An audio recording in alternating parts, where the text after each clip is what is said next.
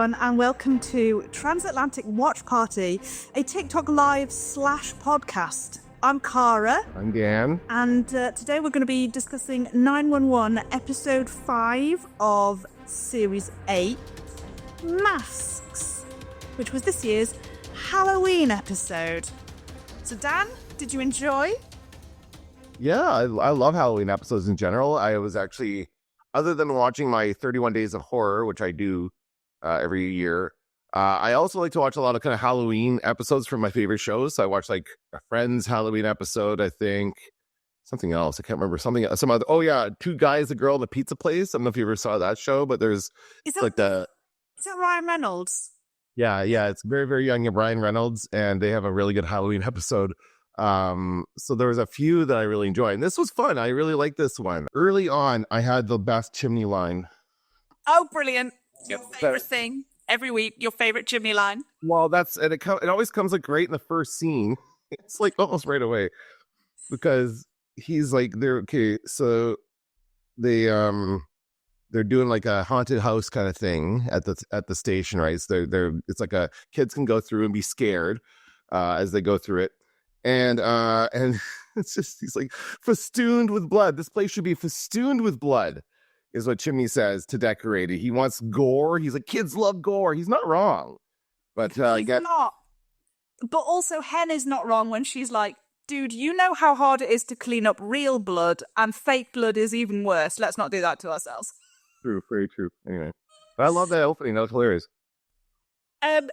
Yeah, so I mean, the very opening scene we got was the Madney and the Madney and Henren families, so the Wilsons and the Hahns getting together, and it's not quite yet Halloween. It's a couple of days before Halloween, but the kids are in their costumes so that they can get the photos because other people are working on Halloween, so they won't be there. And Hen is dressed up as the Tin Man, and she's basically only done it for photos. And she's got the full silver face and a whole outfit. And I mean, I could never.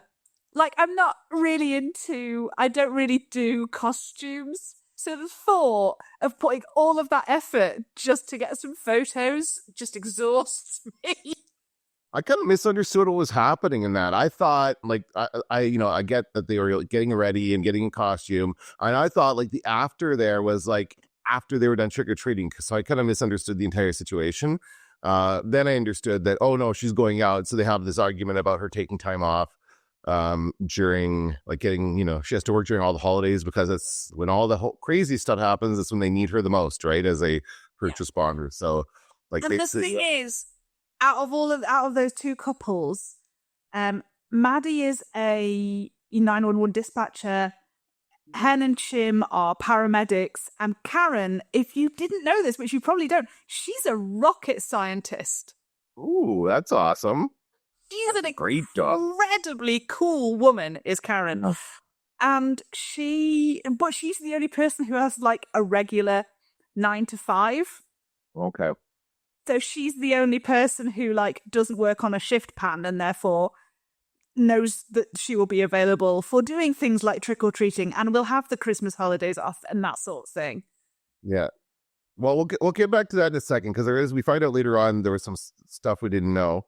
As far as the I do feel for her, because she does kind of get stuck with all the kids on Halloween, right? And I've been there. Basically, like the whole thing about missing out on the big moments, and that's very true, and Halloween is one of those things. But I can also say, as a father of 3 children, that I'm happy that they're not trick-or-treating anymore. I'm glad to be done with that part of my life.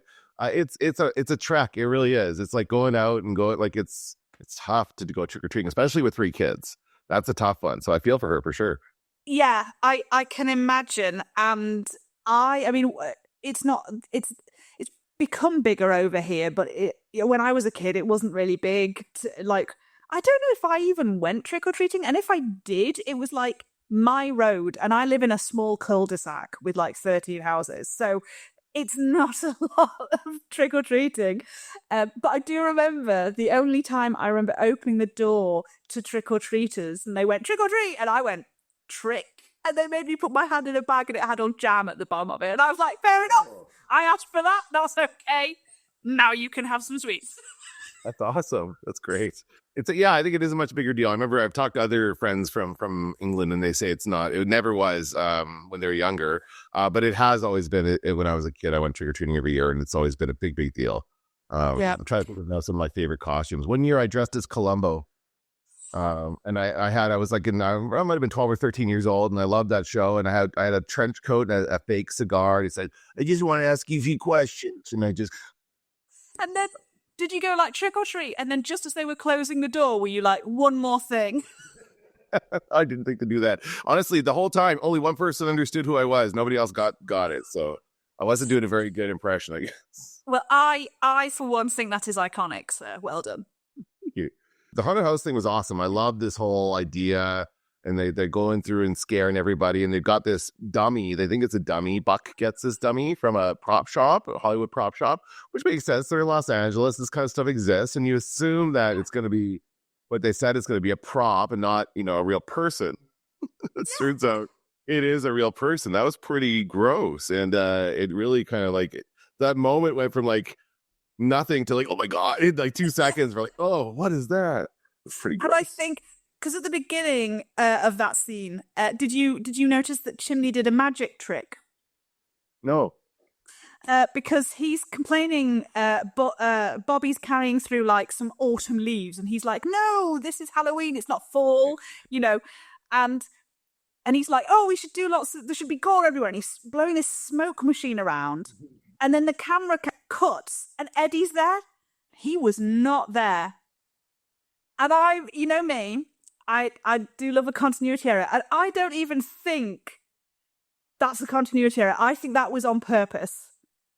Okay. I think they were like, out of nowhere? We'll make it look, like it'll be a little jump scare that Eddie's suddenly there. But then Eddie starts unpacking stuff that he's brought for this haunted house. And he goes, "Oh, I've got crows." And he like throws it at Chim. And again, this is something you won't know. But there is another episode a few seasons ago where Chim, like another Halloween episode, and Chim like got into some beef with a crow because they remember faces. And he drops his badge, like his little name badge, and they leave the place, and the crow finds him, and he's like, "Why is this crow following me around?" And then eventually the crow like gives his name badge back to him. So he's not like, he's terrified of crows. So when Eddie's like, "I've got crows," he's like, "No, I'll be taking this thing, baby. Oh my God." Well, that's fun. And yes, I mean, the whole haunted house thing, I adore Cap Dracula. He was the cutest thing I've ever seen. And he kept doing that bit. You did that, yeah. We do like he was making fun of the it's kind of like a make fun of the Count from Sesame Street for some reason. Or no, you're not even that. I don't know where the blah blah blah kind of came from, but that's a common trope of that character of like the cartoony Count Dracula. Yeah. Where from? It was so. I liked it when he said like, "Do not touch the set dressings." Sorry, because the ghouls have worked very hard. He was just so cute, and then the kids all went in, and Hen scared them an exactly an appropriate amount. And then poor Eddie, who we've just found out is devastated because Chris, who is in El Paso, thinks that trick-or-treating is cringe and will no longer be doing it. And so Eddie's all heartbroken about that. And then the kids aren't scared by him at all. And he put a lot of effort into that werewolf makeup. It is not bad. I gotta say, I thought it was pretty good. Yeah. For what it was. Like I thought the hands were good, going around the gravestones and stuff. That really cool. Yeah, and then that kid just said to him, "Well, that was lame." And I was like, "Oh, Eddie, this is so awful for you." And then Chimney jumps out at them as, is it Michael Myers? No, he was Jason, I think, with the Jason. Yeah. Yeah, you see, you know that, and I don't, because I don't watch horror movies. And he's like, he terrifies these kids. And then, yes, we get to Buck, dressed as a cowboy with the bushiest mustache you've ever seen. ripping the arm out of an actual skeleton. And the fact that Buck was more scared than those kids were was so brilliant. It's like, oh, he's freaking out. Oh, that was hilarious. That was such a funny moment. Yeah, and then he thinks he's cursed. He's got a curse, right? That's the next thing. He's not. I mean, he doesn't. I believe him. I think he's fundamentally correct about that. But I do love it when he says, "There's one thing I think we can." As the body's being taken away by the police, there's one thing I think we can agree on. This was not my fault, and everyone's like, "Oh, it's absolutely your fault," and it wasn't his fault at all.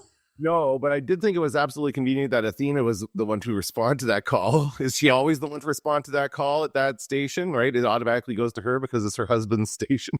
Yeah, I mean, naturally. Yeah. Because plot. Because plot. But she was already, like, we already saw her, like, doing another thing earlier in the day where she was talking at the high school. And I got to say this, I've done this recently. I just went to do a talk for, I teach in a program, post-secondary program out here. So we're trying to, like, recruit people to come and take our program at a high school. And so we've been going to talk to high schools. Boy, I feel her pain. Boy, I feel that they, and when the teacher said, "Welcome to my world," I'm like, yeah, that's exactly what it's like. Commanding their attention is very difficult, for sure. This was the thing that in that whole scene, I was like, don't teachers like yell at kids anymore? Because if when I was at school, we never have got away with that stuff. I used to do, back in my acting days, I did a little panto thing where you drive around and go around primary schools and do a panto, and it was like a 3-person cast, and you played like 20 characters, and it was obscene. And I remember getting into one of the schools, and all the kids sat down, and the teacher stood up just before we started performing. I said, "Now, kids, remember, this is a play, so you have to be quiet and listen." And I was like, this is a pantomime. It lives or dies by kids yelling at us. Please don't tell them to be quiet. You've taken 20 minutes off our show. So the idea that they were sitting there on their phones and so rude to her when she went, "Oh, I'm sorry, am I bothering you?" And they were like, "No, you're all right." And then she's like, I'm gonna show the gnarly photos. That was brilliant. That's funny, yeah. Yeah, for sure. And it is like what I did when I was there, and a lot of the kids are like zoning out. I just picked the one kid who's really into it, right? That's what you do when you're in that situation. The one kid who's really into whatever you're saying, focus in on their energy. That's all you need to get through the presentation. Okay, so where are we at? They got the dead guy out of there. Did we ever? Yeah, we found out what happened. Well, now we're on to Pumpkinhead. Pumpkinhead, yes. Oh, yes. And so I said here, is Pumpkinhead a message to dads out there? Don't try this at home, please. Please don't do this. Don't try. Like, this came out before Halloween, or was this on Halloween night? This came out Thursday, right? It was Halloween night. So no, but it wasn't this Thursday. It was last Thursday. Thursday, yeah. It's okay. So that's right. They try to get ahead of all the preemptive pumpkinheading. Yes. Yeah, it was definitely a PSA. So yeah, don't stick your head in a pumpkin, but more importantly, don't stick your head in a month-old pumpkin, because that's really going to cause a problem. But again, there's a guy on this app. He's brilliant, and he's an EMT, and he green screens himself into episodes of 911 and things like that, and screams at them about how stupid they're being with how they treat things, and and the idea that they were going to get that pumpkin off with lube and they had a little saw, and I'm like, why didn't you immediately cut it up? What are you doing? Like, just take a hammer to it, just lightly tap at the pumpkin, and you could probably break it off enough to pull it apart. Like, it was like, why are you guys even trying to bring it off that way? But they had to try something, I guess. I don't know. They had to have it, to be able to see this neck to figure out what was going on, right? Yeah, but it was so ridiculous. And the first time I watched it, I rolled my eyes, and the second time I watched it, I nearly threw something. Like, it was so and what I did like the second time I watched it is when he calls 911, because he calls 911. The daughters don't. He calls 911. So the phone's like here, there's a pumpkin, and he's like, press the phone up to the pumpkin, and he's going, "My head's stuck in a pumpkin." And you can actually hear him say, "My head's stuck in a pumpkin." So they didn't just make him go, they actually had him say the line, and it's so great. And I appreciate that they didn't offer subtitles for, like you were saying, during the episode. Like, I had subtitles on, but there were no subtitles for that dialogue. It was incoherent mumbling or something it said. It did not say what he was saying. But I like that they had the one daughter who could understand everything, no matter how close or far away from the pumpkin she was. She could understand everything her father was saying. Yeah, I was amazed. There was a point where you saw Hen get her stethoscope out and like put it to his chest, and I genuinely thought she was going to put it to the pumpkin. In what you were saying, but she didn't do that. I was disappointed. Yeah, yeah. But they did manage to save him. They got him out of the pumpkin by doing the thing that we thought they should start with. Yes, and there was one of my least favorite lines in all of these kinds of dramas. We had it when do you remember when, you probably won't remember this because it was a very small moment in the show. Do you remember when the cheerleader was ass backwards? Yes. The mum was like, please help him. And I'm like, yes, that's what they're doing. And the daughter, one of the daughters again, said it here. She was like, help him, please. And I'm like, what do you think? Do people genuinely say that? I know you're losing your mind at that point when you think your dad's dying, but it just seems a really stupid thing to say. Maybe people really do say it. There must be a reason for it if they keep doing it. They want to escalate the tension. I will say this, the show does a really good job of escalating the amping it up really, really quickly, because it went from, like, in that Pumpkinhead scene, it went from being a silly, dad's just being a goof again, he's just like that, oh my god, he's gonna die, like he's gonna die if we don't get this off him right now, and like that. So that's then and that's again later on, right? They tone switch really well on this show. And then later on, it does the exact same thing as well, maybe getting ahead of it, but as they respond to the other emergency and then they realize what happens there, it was like boom, like that. You're like, holy shit! When everybody we all realized at the same time who it is that was involved in that collision. And then, of course, we get the iconic moment where Buck's like, the guy's going, oh, I'm so embarrassed that you had to come and help me out. I'm so embarrassed that I did that to myself. And Buck is like, don't worry, we've seen people injure themselves in way sillier ways. And then he slips on a bit of pumpkin and dislocates his left shoulder, which, as we remember, the left arm is the one he ripped out of Billy Boyle's socket. Yeah. And then that's when he comes to in the hospital and is convinced he's cursed because of that. And then he's like, oh no, he's doing a bunch of research or something online, right? He has to stay home and recover. Well, yeah, but the thing is, it's when he's in the hospital and he's in the hospital, Eddie is there. Why is Eddie there? Shouldn't he still be on shift? Like, is the shift over? Personal medic. You're allowed to like bail on your work if your best friend is in the hospital, right? And then Tommy turns up, and so Buck is explaining. This whole episode was just poor Buck. Buck was trying to explain to them how he's cursed. Now, canonically, we know that Eddie does not believe in the universe or signs or curses or jinxes or anything like that. He is absolutely dead set against that kind of thing. And so, but Buck has somehow had the time, and he is very famous for his Wikipedia dives, but he has had the time in between finding out who Billy Boyles was and getting his arm dislocated to look into every place that previously owned Billy Boyles and how each of those businesses came to a very sudden and tragic end after they had Billy Boyles. But like, how much downtime has he had? Right. It was like, it didn't seem like it wasn't going to be that long. He's like, oh yeah, he'll be fine by next shift or whatever. You know, he can do some stuff. So it was like, he was not down for me for long. And then we see him. Oh, one thing I need to mention in that it was a really weird moment. Eddie is doing his finishing Buck sentences or clarifying for Buck as Buck is talking to his boyfriend of a number of months now. So why Eddie feels the need to do this, I do not know. But when Buck says, so I called Sergeant Grant, and Eddie immediately says, Bobby's wife. Now, Tommy knows who she is. Because the first time we saw him, the first time we saw him was in season 2. But when we saw him at the beginning of season 7, he was going to rescue Bobby and Athena from the cruise ship. he absolutely knows who Athena is. So A, why did Buck call her Sergeant Grant? And B, why did Eddie feel like he needed to clarify that? It was such a weird bit of the script. Like as if they were trying to say, Tommy doesn't know anything about the guy he's dating or doesn't pay attention to the world around him. Like, I just didn't get why that was in there.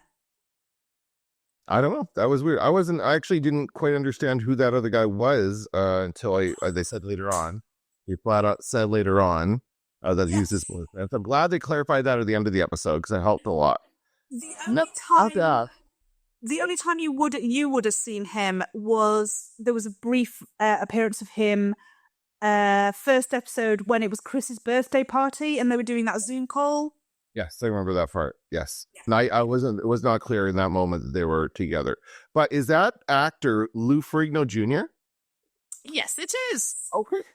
And as in the son of Lou Ferrigno, the Incredible Hulk? Yes. As in wow, the Shock thing. Yes. Yeah, that's a great I love that. I love Lou Ferrigno. I love that Hulk. So it's a great tie-in.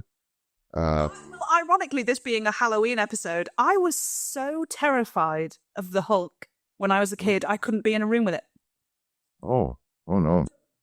And just the Lou Ferrigno bits, you know, when he was bursting out of his clothes and turning green, I was so terrified of it that if somebody said, oh, the Hulk's on, I would leave the house. Like, I'd go and stand in the back garden. I didn't want to have anything to do with it.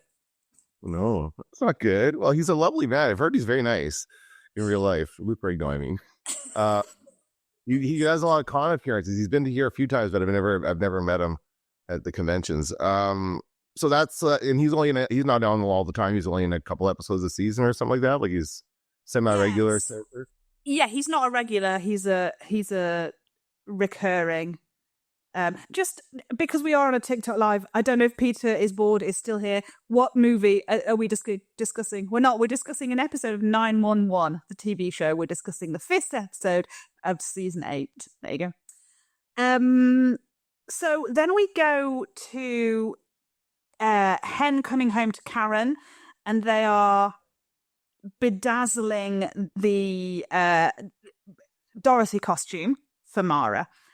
And Karen asks again whether Hen has been able to get Halloween off so that she can come trick-or-treating. And she says, well, it was kind of like either I get the time off or Chim gets the time off. And so we both decided to work because it's the only thing that's fair. Now, what you won't know, because you're not on 911 TikTok, so I assume you won't have seen it. Aisha Hines, who plays Hen, shared a little script read of a scene that was cut.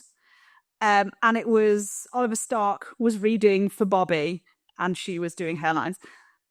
And it was a scene where she went to Bobby and asked for Chim to have the time off. And it turned out that Chim had gone to Bobby and asked for Hen to have the time off. Because they're best mates, you know, like Chimney set Karen and Hen up, you know. And that's so sweet. I'm sorry that we didn't know about that in the episode because it's so cute that each of them went and asked for the other person to have the night off. That's so nice.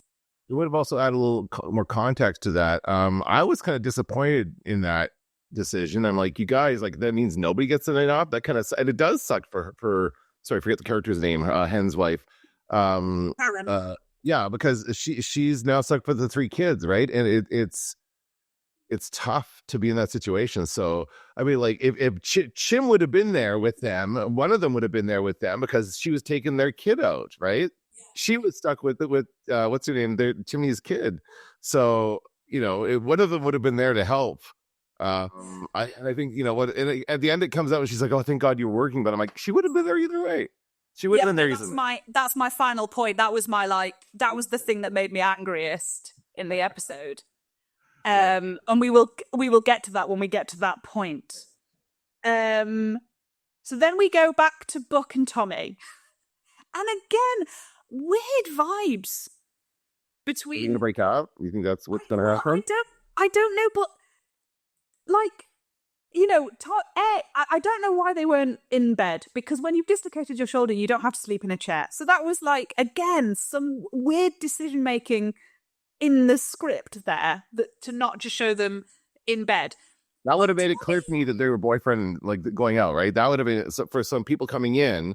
Just having that would have made it so much clearer. Oh, okay, I get it now. They're boyfriends. Yeah. And like Tommy was just so like just writing off everything. And I mean, yeah, the idea of a curse or whatever, he might not believe in that. But Book is interested, and Book is canonically interested in a lot of stuff and goes on deep dives into things. And I'm like, why are you his boyfriend if you're not interested in anything that he's interested? It just seems it divides a way off for me. Okay, interesting. Well, maybe that will be. Maybe they are developing kind of some kind of a conflict there between Eddie and Tommy or something like that, and Buck's gonna be stuck in the middle. Now, I assume Evan is Buck's first name. He calls him Evan. Yes. You won't call him Buck. Yeah. This is again a thing that you will have missed, where Buck doesn't have a good relationship with his parents, and they come and see him at the firehouse one day, and they call him Evan, and he says Buck. People who know me call me Buck.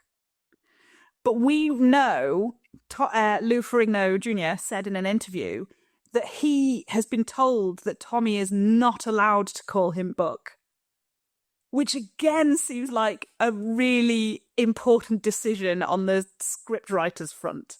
That he calls him the name that no one other than Maddie sometimes calls him Evan, and Eddie has called him Evan once in a very important conversation in which we discovered that Eddie has left Christopher his son to Buck in his will. Oh, okay. So if anything happens to Eddie, Buck is, despite the fact that Eddie's got a whole family, Buck is the person who will have his kid. Oh, wow. So, yeah, the fact that Tommy calls him Evan is also, again, weird. Yeah, so I think they're setting something up there. It sounds like they're gonna, I don't know. Yeah. And then we get into all the Halloween shenanigans, and these are the kind of bits I love. The little it's like the sort of dress up montage that we used to get in 80s movies, when you just get the clip after clip after clip of all of the little calls they have to go on, and Maddie taking the ridiculous calls in dispatch. And we see Josh in his dress up, in his costume. And just so you know, we've had it confirmed by the guy who plays Josh that he was dressing up as Eddie Diaz.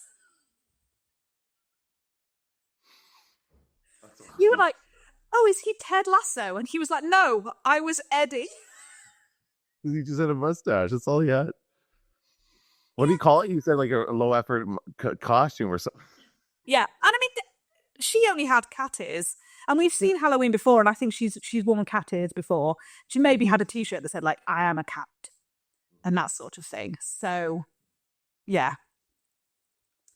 And then we get this kind of ongoing story of the vice principal who, I'm so sorry, dude, but if you're a vice principal of the school, it's just what you're going to get.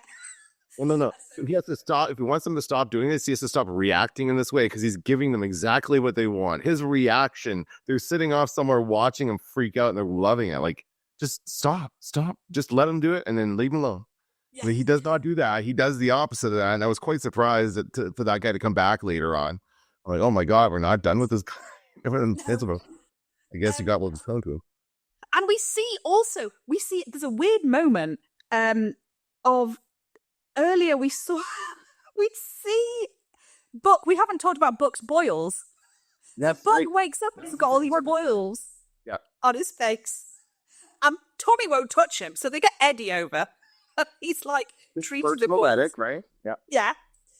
So even like I mean, he is a medic, but the other two are both EMTs. Do you know what I mean? Like they were okay.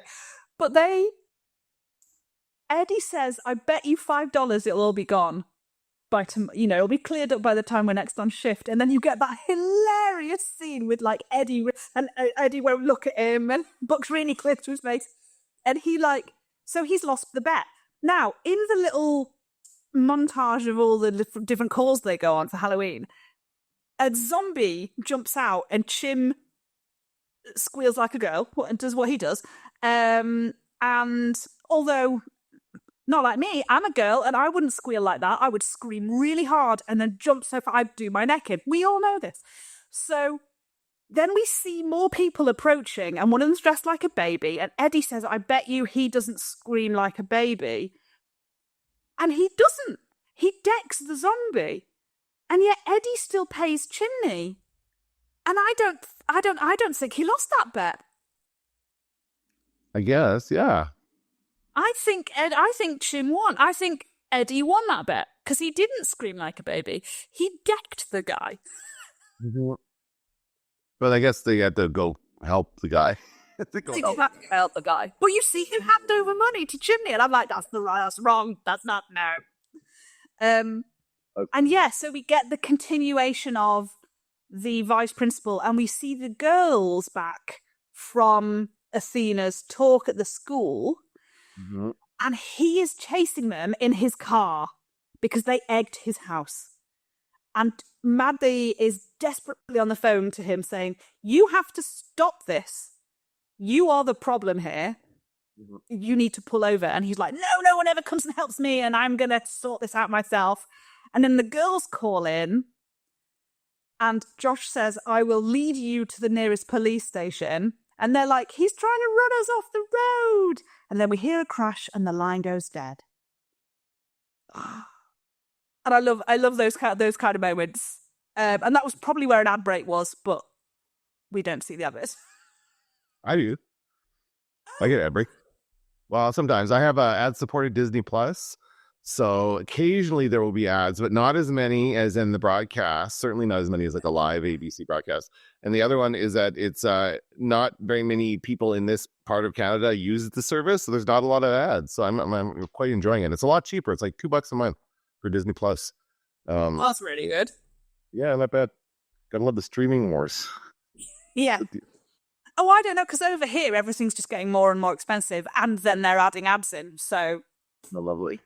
You know, I'm done with them all. Yeah, and so we get the reveal that the vice principal's car has crashed into someone's house, and not only is he dead, but he has pinned a trick-or-treater to the house. And is it Signs where that happens at the beginning?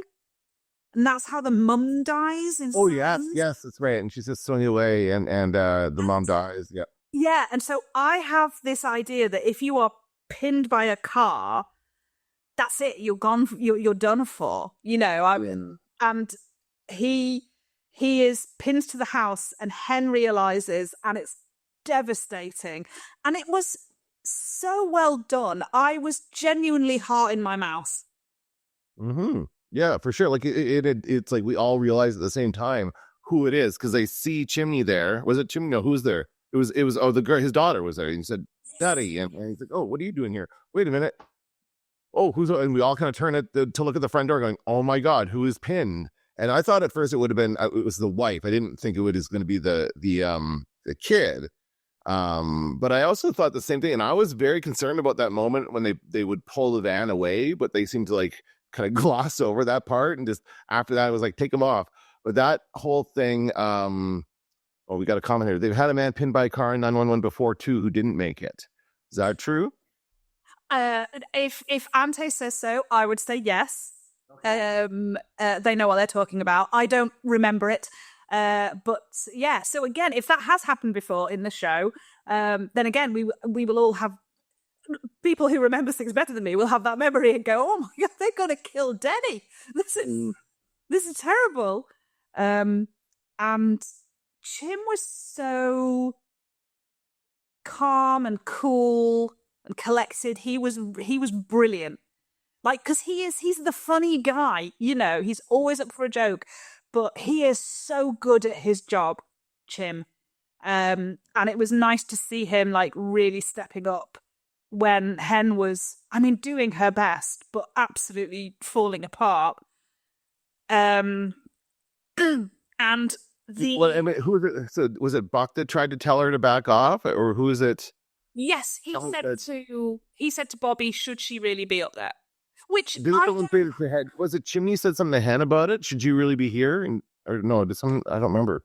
he did actually. Yes, he probably.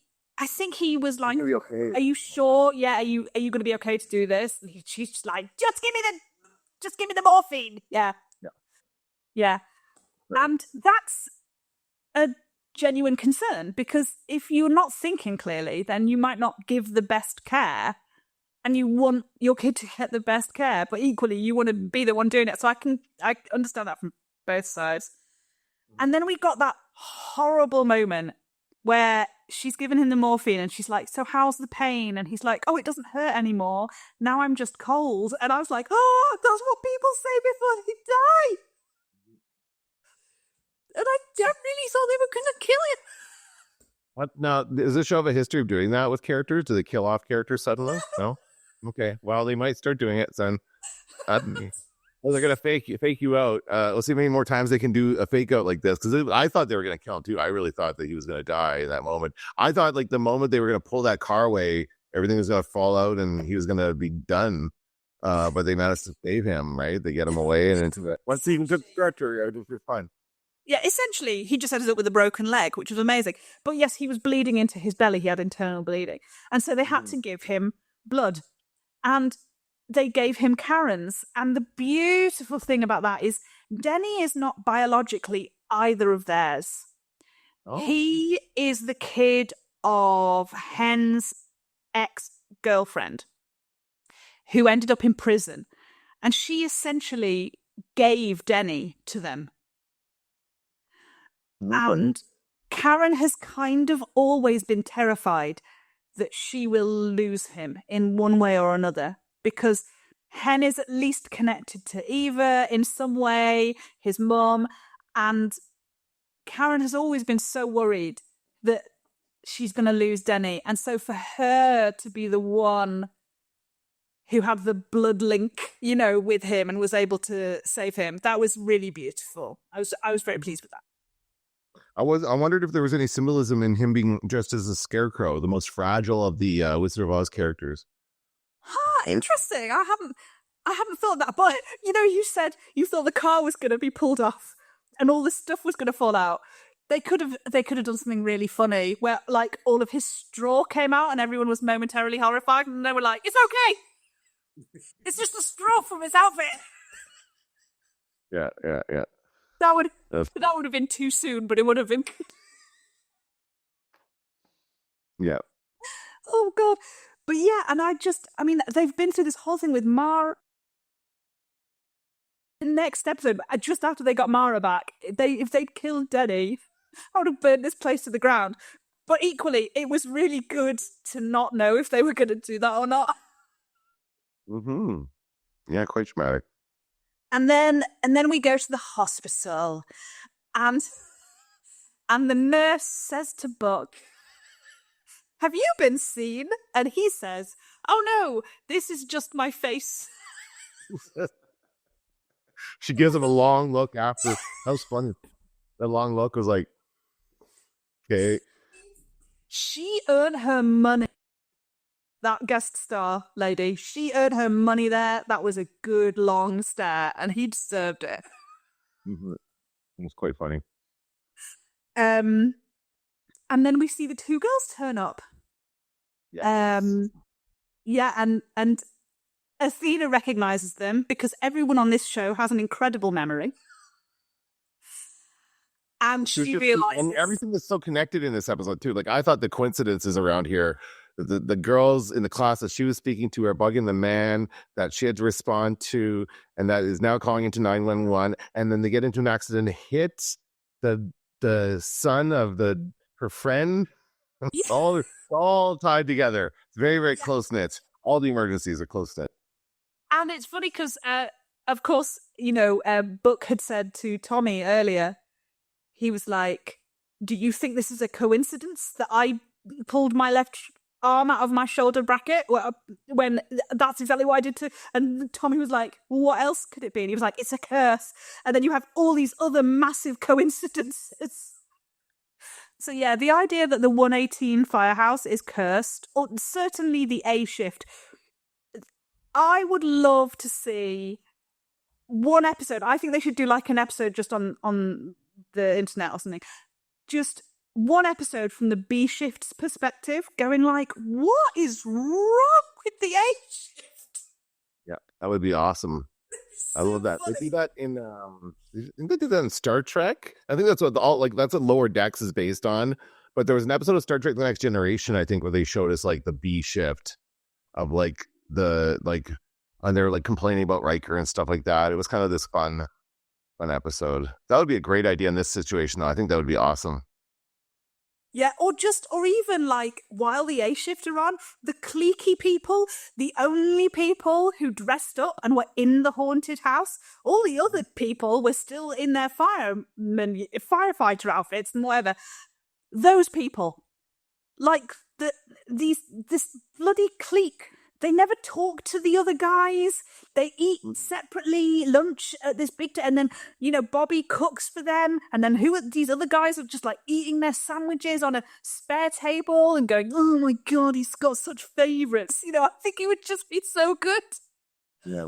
They should do that for like an April Fool's one or something. But yeah, so the girls turn up and Athena puts 2 and 2 together and she takes them back to the school. I'm jumping ahead here, but I just want to say she takes them back to the school and the girls are like, oh, this was meant to be the most fire Halloween ever. But it was totally not. And then they show a picture of the car in the house, right? And they give no context for that. And so the kids are like, oh, because they obviously think that those girls drove their own car into a house. Yeah. But they didn't. But these girls, I don't think they're going to learn their lesson from this, because obviously that vice principal wasn't popular. And they killed him. And I think they're going to be the most popular girls in school.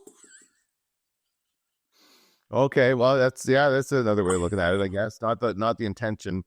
But I think that I don't know. Clearly the vice principal was unhinged, and if it weren't for him, none of it would have happened. I don't blame the kids for having a little bit of fun on Halloween.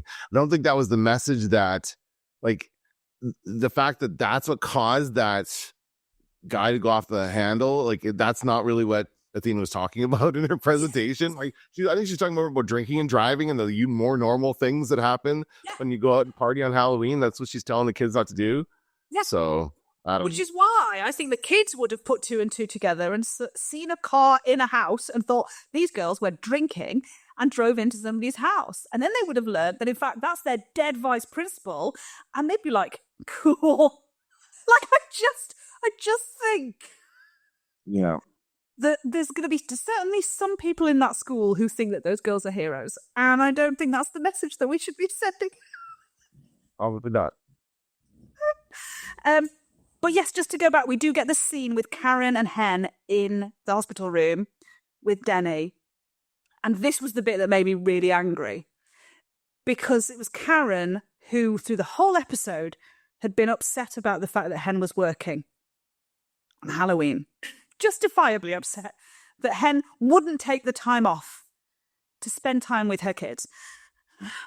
And then she says to her, do you know what I was thinking the whole time? What kept going through my head?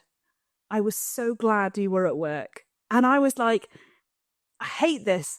I hate when you get an emotionally manipulative storyline just to prove somebody wrong. Because that's what it all led to. They put Denny through all that just so that Hen could be justified in doing her job. Yeah, no, it's not a good message. I don't like that at all. No. But it's like, no, what if she had not gotten that? I mean, I know in this universe, they always get the call that it's most relevant to them at the right time. But in the real world, she might not get that call. She might have been off somewhere else, saving somewhere else, and someone else would have been there and may have screwed it up, right? It could have gone a million different ways, the way it went. And if she would have been there. She could have been doing something really trivial. because a lot of these calls end up being really trivial, like a flaming bag of stuff on somebody's porch, and he refuses to put it out, so the fire service has to go, and Hen is there. And what if it was that? What if they were still dealing with something like that, and Denny died? Then this conversation wouldn't have been the same. And I really, that kind of because plot thing makes me so mad. Happens a lot on the show. Yeah, and it feels very, like The Rookie and all those kind of shows that we call propaganda, that they're doing the right thing, no matter how they do it, no matter how many rules they break. As long as they are stopping the bad guy, they're the good guy. And this felt kind of like that. Like, she is justified in not being there for her family purely because she happened to do her job in the right place. And I felt like it made Karen look bad. And Karen didn't deserve to look bad. She's been through a terrible time. And it just felt really smug, like, oh, aren't first responders amazing? Yes, 100% they are. But they're amazing, not just because they save their own children. And so, yeah, it was...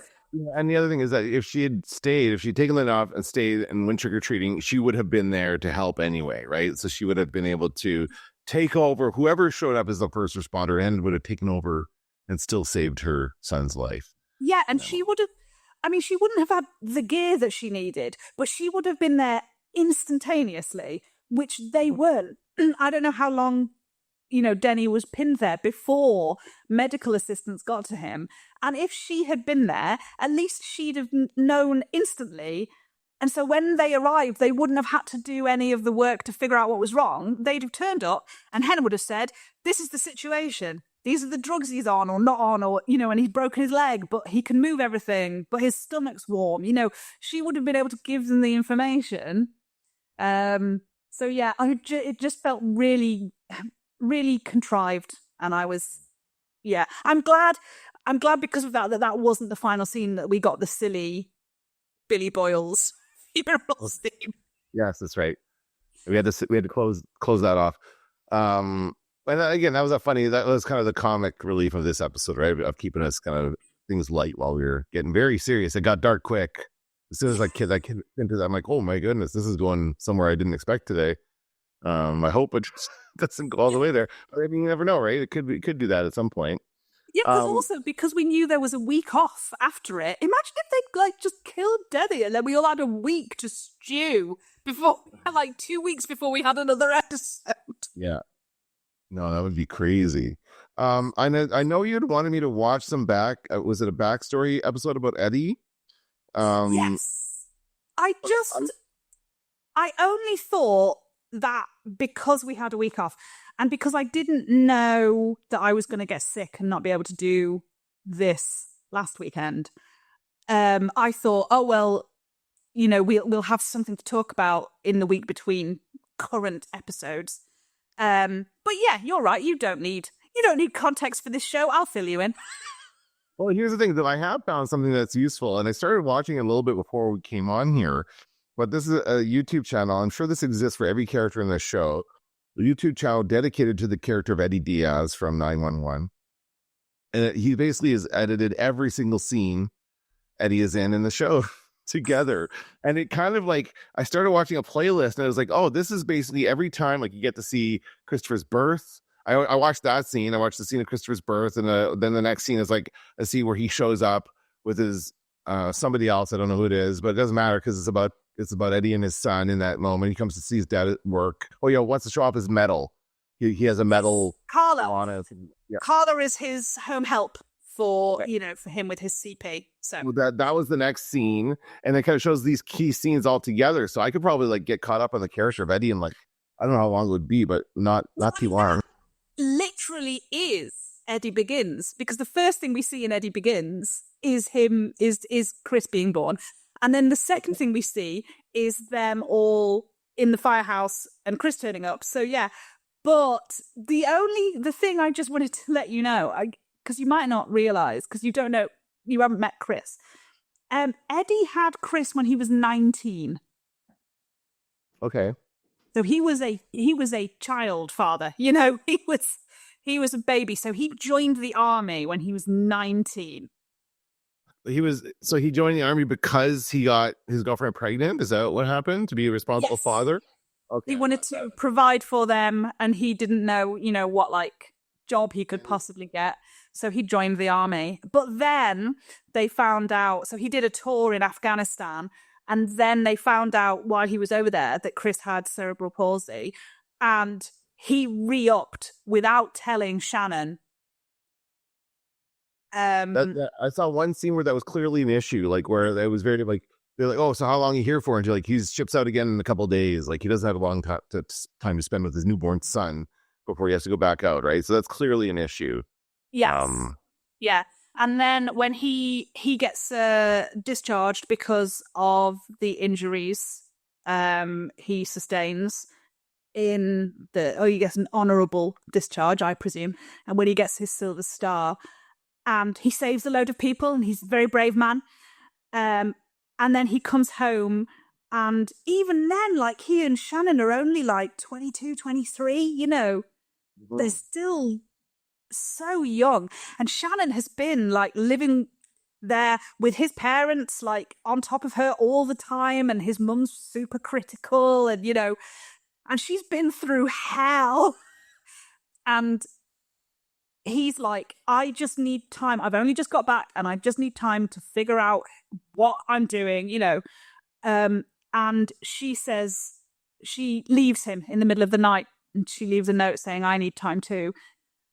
And so that's when he sort of starts looking after Chris, starts being a full sort of single dad to Chris. And then he moves to LA, where Shannon already is, because that's where her mum lives.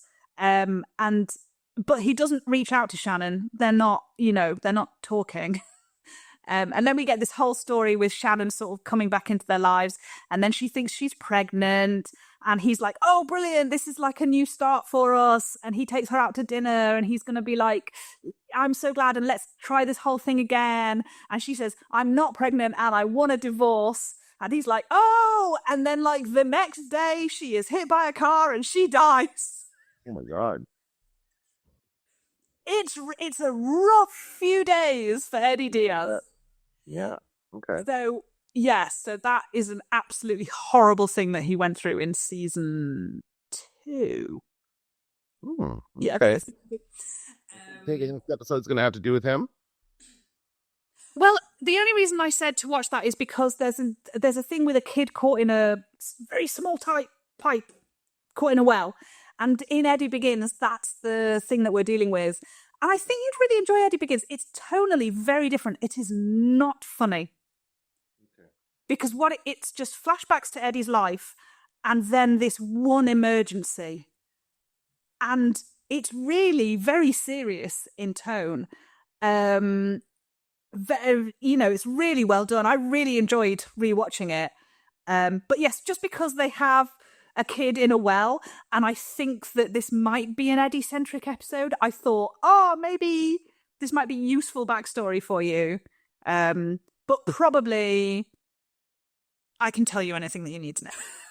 We'll see how it goes. I mean, they're like I said, they clearly there's some there's still things they can do to kind of give new viewers information. Like they could have more clearly conveyed who Tommy was in that situation at the very beginning of the episode. Because the fact that you didn't realize he was his boyfriend, that they're friends, good friends, best friends, maybe. Like, I mean, it was clearly he's friends with Eddie. Eddie is like his best friend, right? He's Buck's best friend, yes. Like Eddie, right? Their best friend, and so Tommy's his boyfriend. So yeah. Anyway, it's fine. It all worked out. I figured it out in the end. You figured it out. Said my boyfriend won't touch me. Yeah. So for like the last 30 seconds of the episode, when he says, my boyfriend won't even kiss me, and Tommy's like, that's not true. Hold on. Yeah. I've been snogging you all day. Hilarious.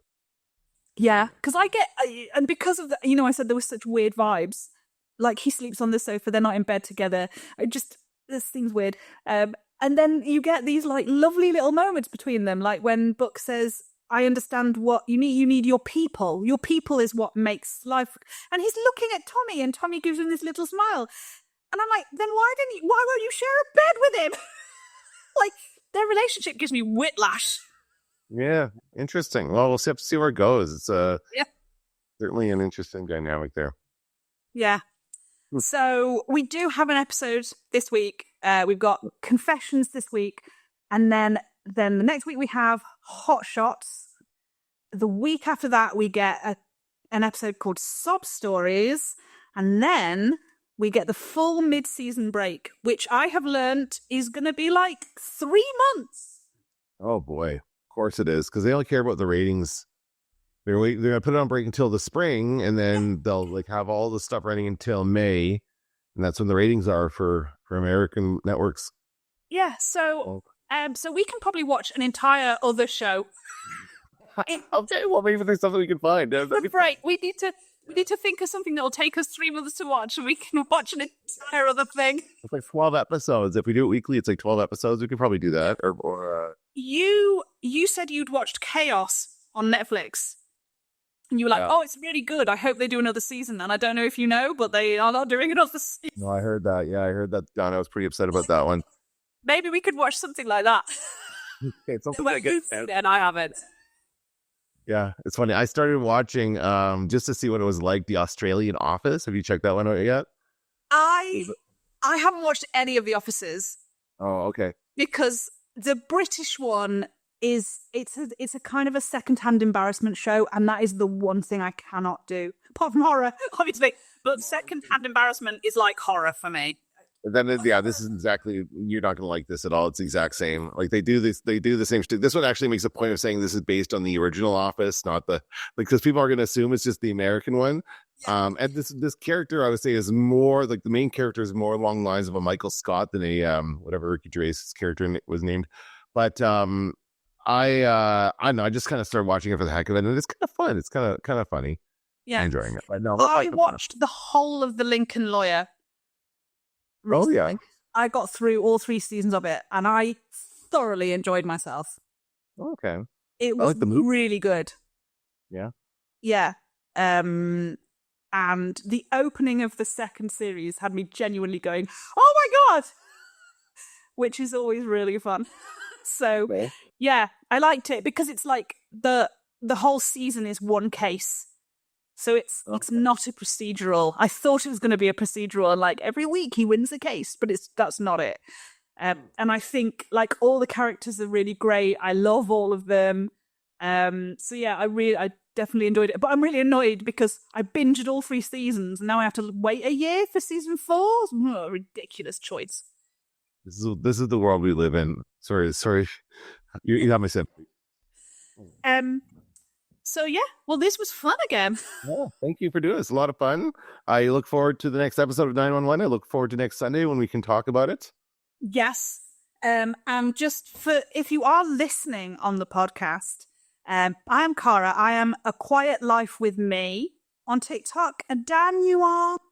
Dan watches movies. Just a very, very good, succinct, brilliant summation of your channel, because that's what you do. Yes. Watch movies and you ask impossible movie questions. Yeah, that's not. I'm not thrilled with this new game. We'll get into it another time. I don't want to get onto the game thing, but I'm frustrated with my trivia game right now. But you've got a new one, so I look forward to seeing what that is. All right, we'll see. I'll let you know tomorrow. Okay, brilliant. I look forward to it. Right. Goodbye.